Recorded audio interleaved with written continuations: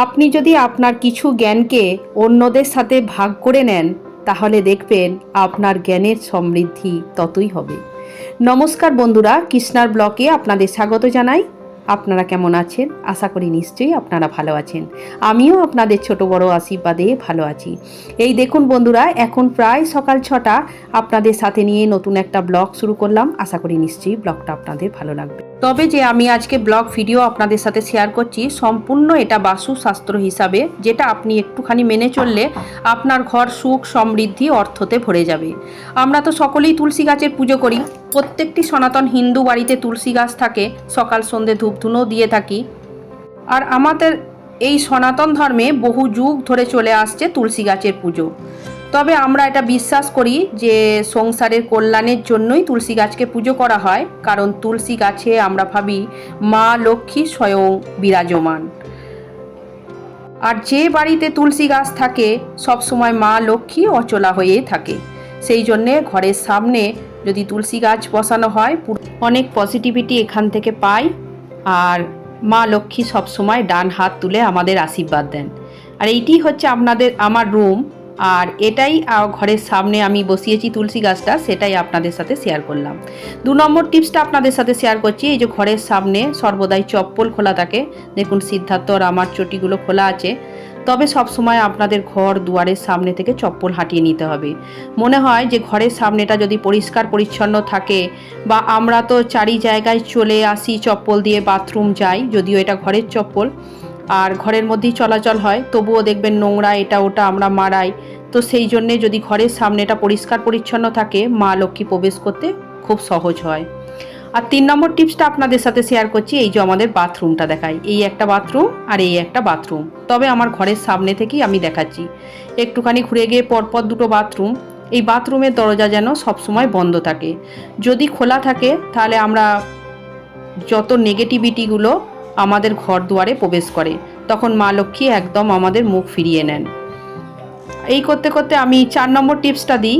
এই যে বাস্তুশাস্ত্র হিসাবে দেখবেন আপনার ছাদকে বলা হয় রাহুস্থান। যদি ঘর দুয়ার পরিষ্কার করে রাখি আর যদি আমার ছাদটা নোংরা হয়, তাহলেও সেটা কিন্তু আমাদের বাস্তুশাস্ত্র হিসাবে খুব ক্ষতি। ঘর দুয়ার পরিষ্কারের সাথে সাথে আপনাদের ছাদ সব পরিষ্কার করে রাখতে হবে, যাতে কোনো রকম নাকারাত্মা বা আমাদের নেগেটিভ না ভরে যায় নেগেটিভে। সেই জন্যে সব সময় ছাদ পরিষ্কার রাখতে হবে। অনেকেই দেখবেন ছাদে পাখিকে খাবার দেয়, কিন্তু ভাবে যে পাখিকে ছাদে খাবার দেওয়ার খুবই ভালো। কিন্তু পাখি যখন পটি করে চলে যায় বা নোংরা ফেলে দিয়ে চলে যায়, সেটা কিন্তু যেটা আপনি পুণ্য করলেন তার থেকে 4 গুণ এটা খারাপ হয়ে যায়। ওই জন্যে সব সময় খাবার দেবার পরই, যখন পাখিদের খাওয়া হয়ে যায়, তখনই ছাদটাকে পুরো ঝাড়ু দিয়ে পরিষ্কার করে ধুয়ে দেওয়াটাই উচিত। তবে আপনার বাস্তুশাস্ত্র হিসাবে আপনার সব দিক থেকে সুখ সমৃদ্ধি থাকবে। না হলে সেটাও আপনার যতটুকু আপনি ঘর দুয়ার পরিষ্কার করে মঙ্গল করছেন আর ছাদটা নোংরা করে রাখছেন, সেটাও আপনার ক্ষতি হয়ে যাবে। এইবার আসি 5 নম্বর টিপসে। 5 নম্বর টিপস, আমরা ঝাড়ুকে সবসময় নোংরা জিনিসকে ঝাড়ু দিই, কিন্তু এই ঝাড়ু আমাদের মা লক্ষ্মী হিসাবে আমরা মনে করি। ঝাড়ু হচ্ছে যত আমাদের নোংরা বা নেগেটিভিটিকে সরিয়ে আর পরিষ্কার করে দেয়, পজিটিভ আনে। সেই জন্যে ঝাড়ুকে আমরা ভাবি মা লক্ষ্মীর স্থান। সেই জন্যে ঝাড়ু সবসময় এরকম দাঁড় করিয়ে রাখা উচিত।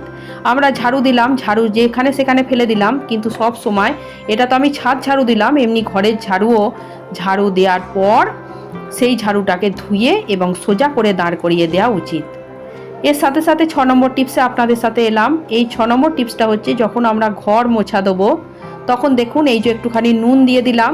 নুন হচ্ছে সমুদ্র মন্থনের সময় বা মা লক্ষ্মী উঠে এসেছিল, তবে সেখানে নুনেরই নুন থেকেই। সেই জন্যে যখন কোনো ঘর মোছা হয়, আমরা যদি 1 খাবল বা 1 চিমটি নুন এখানে দিয়ে ঘর পুছি, তবে আমরা জানি যে এখান থেকে অনেক পজিটিভিটি যায়। আর যত সংসারের নেগেটিভিটি বা আমরা ঘরে রোগ ডেরি ঘরে লেগেই থাকে, বা সব কিছু মিলিয়ে এটা নুন দিয়ে পরিষ্কার করলে চলে যায়। 7 নম্বর টিপসটা আপনাদের সাথে শেয়ার করছি। এই যে ঘড়ি কিন্তু আমাদের যেখানে সেখানে দামি দামি ঘড়ি টাঙিয়ে দিই, কিন্তু আপনারা কি জানেন যে ঘড়ি কোন স্থানে লাগালে আপনাদের ভালো হয়? এখন প্রথম কথা মনে রাখতে হবে, ঘড়ি যেন সব সময় চলমান হয়ে থাকে। তার ব্যাটারি নষ্ট হয়ে গেছে বা ঘড়ি বন্ধ হয়ে গেছে, বন্ধ ঘড়ি তো বহুত খারাপ জিনিস। সেই জন্য ঘড়ি সবসময় যাতে চলে থাকে সেটাই আপনাদের খেয়াল রাখতে হবে। আর সব সময় আমাদের উত্তর দিশায় এই ঘড়ি রাখা উচিত, আর ঘড়ির কালার হওয়া উচিত হোয়াইট। সেই জন্যেই দেখুন উত্তর দিশায় ঘড়ি আমি বসিয়ে রেখেছি, এইটা যথাযথ পজিটিভ এনার্জি এখান থেকে পাই। তারপরে এখন এসেছি পুজো করতে। এখানেও আমি আপনাদের দেখাই একটা নুনের প্রয়োগ। আমার ঠাকুর দেবতা সব কিছু পুজো হয়ে গেছে, তবে দেখুন এখানে ওই যে ডিব্বাটা দেখতে পাচ্ছেন, এটা আমার প্রতিনিয়ত ঠাকুরের আসনে দেখবেন, এটাকে মা লক্ষ্মী হিসাবে এটার মধ্যে ধূপ ধুনো দেখানো হয় প্রত্যেক দিন। তবে এটা রান্নাঘরেও আপনি করতে পারেন, কিন্তু আমি রান্নাঘরে এই জন্যই করিনি, কেননা ওখানে পেঁয়াজ রসুন মাছ মাংস ডিম হয়। কিন্তু ঠাকুরের আসনে বসিয়েছি, দেখুন এটাকে নুন ভরে রেখেছি। আপনারা করে দেখতে পারেন, ঠাকুরের আসনে নুন রেখে আপনার সুখ সমৃদ্ধি মানে ভরে যাবে আপনার ঘরে। এটা হলো একটা বাস্তুশাস্ত্র হিসাবে নুনের বহুত কার্যকারী। আপনারা যদি পারেন একটুখানি করে দেখবেন, আপনার রান্নাঘর কখনোই খালি হবে না, সব সময় সব জিনিসে ভরে থাকবে। চলুন এবার আমি 9 নম্বর টিপসটা আপনাদের সাথে শেয়ার করি। 9 নম্বর টিপসটা হচ্ছে ধুনো দেয়া। আসল কথা এটা বিকালের ভিডিও, আমি সন্ধে দিতে এসে ধুনো দেখাচ্ছি। সচরাচর আমার সকালবেলায় হয় না, শুধু খালি প্রদীপ আর ধূপ দিই সকালবেলা পুজোর সময়, আর সন্ধেবেলায় ধুনো দিই। এই ধুনোটা যদি সকাল সন্ধে আপনি যদি দেন, বাস্তুশাস্ত্র হিসাবে আমাদের বলছে যে এটা বহুত কার্যকারী, সব সময় একদম পজিটিভিটিতে ঘর ভরে থাকবে। আর যখন ঠাকুরের স্থানে আপনি ধূপ ধুনো দেখিয়ে চমক করে রাখবেন, তখন একদম ভগবান আপনার ঘরে বিরাজমান বসে থাকবে। তো সেই জন্যই যদি নাও পারেন তাহলে একটা টাইমও অন্তত করা উচিত, সকালে না পারলে সন্ধে। আমি যেমন সকালের দিকে পারি না, সেই জন্য সন্ধেবেলাটায় অনেক টাইম থাকে, আর বসে বসে এখন ধুনো দিচ্ছি। তবে এখন গোটা বাড়িটাই ধুনো দিয়ে দেবো।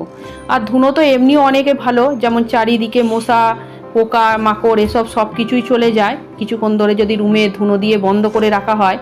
তবু সেই হিসাবে গোটা ঘর একবার দেখিয়ে দেওয়ার পর তারপর তুলসী গাছে আর ঠাকুর ঘরে তো দেয়াই হয়, সব কিছু মিলিয়ে। আর দেওয়ার পর দেখবেন আপনার মনটাও অনেক পজিটিভিটিতে ভরে যায়, যে আমি একটা ভালো করে বসে নিয়ে ধূপ ধুনো দেখালে পুজো করতে পেরেছি।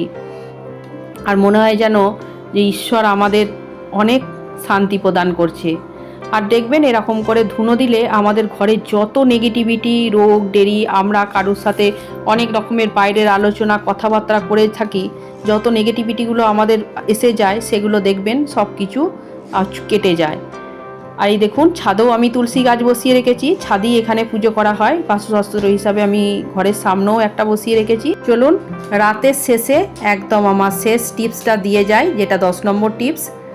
যেখানে আপনারা রাত্রিবেলায় সারাদিন কর্ম করার পর যখন শোবেন বিছানার মধ্যে, তখন তার মাথার গোড়ায় 1 গ্লাস জল ভর্তি করে রেখে দেয়া।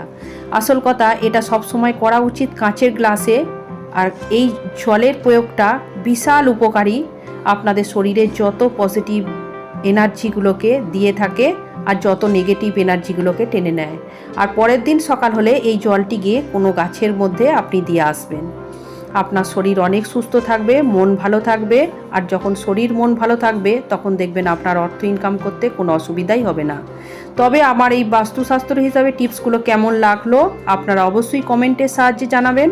আপনারা ভালো থাকবেন, সুস্থ থাকবেন। শীঘ্রই দেখা হবে পরের একটা ব্লগে।